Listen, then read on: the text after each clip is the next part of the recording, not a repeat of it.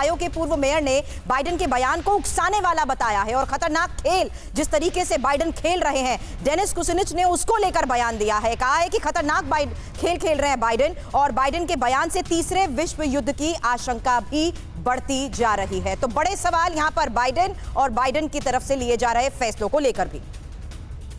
तो देखिए, Joe Biden का ये स्टेटमेंट आखिर क्या कराएगा? क्या WW3 यानी कि वर्ल्ड वॉर 3 की ओर उनका ये स्टेटमेंट समझ में आ रहा है? इसके बारे में जानकारी आपको देंगे। ताइवान पर अमेरिका चीन के बीच टकराव बढ़ने की और आशंका है इस स्टेटमेंट के बाद। साथ ही वन चाइना पॉलिसी में अमेरिकी दखल से चीन और भड़केगा।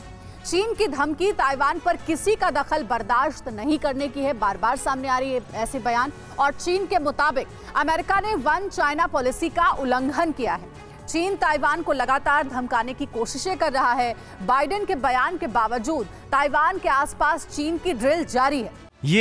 ये बीटल नस्ल की बकरियों को पालते हैं। 1 लीटर दूध को 100 रुपए में बेचते हैं। हर महीने लगभग 30 लाख कमाते हैं।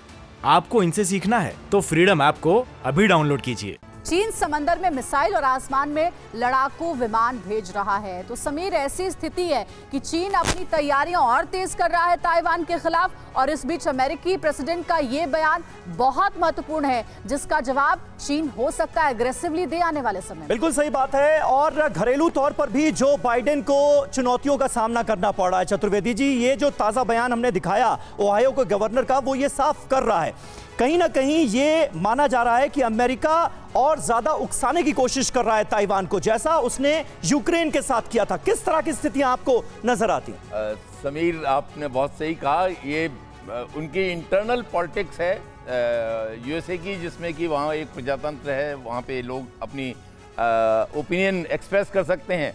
लेकिन जो उनके आधिकारिक रूप से जो स्टेटमेंट दिया गया है और जो बाइडेन ने दिया है, वो मैं थोड़ा विरोध है। लेकिन ये पार्ट ऑफ डिप्लोमेसी है। Ambiguity is also an diplomacy.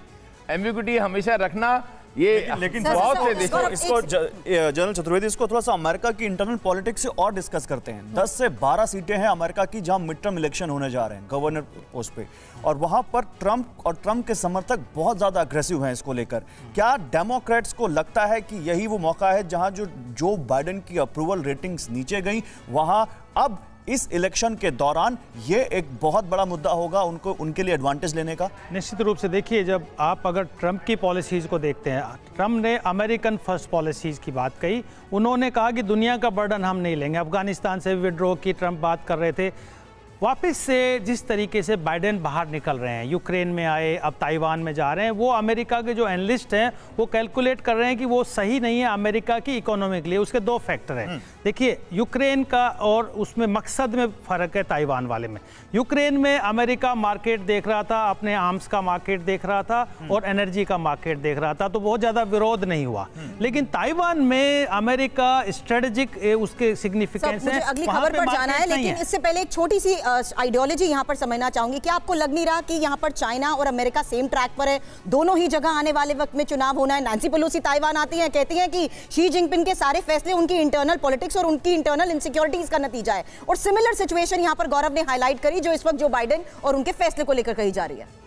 नहीं, निश्चित रूप से देखिए, ये बात पक्का है। आपने जो बात कही कि जो चाइना में भी अभी अक्टूबर में बिल्कुल चुनाव होना है। चुनाव में हालांकि ये बात तय है कि शी जिनपिंग ही आएंगे और वो कंटिन्यू करेंगे, इसमें कोई ज़्यादा दो राय नहीं है। लेकिन वो अपनी स्थिति को मजबूत करना चाहिए। अमेरिका एक डेमोक्रेटिक कंट्री है और वो डेमोक्रेसी का, देखिए ताइवान में एक पॉइंट अमेरिका बना रहा है कि हम डेमोक्रेसी को प्रोटेक्ट कर रहे हैं, लेकिन वहाँ पर स्पेंडिंग बहुत है और वहाँ पर अमेरिका को खुद आना पड़ेगा, जो कि अमेरिका पे एक बर्डन होगा।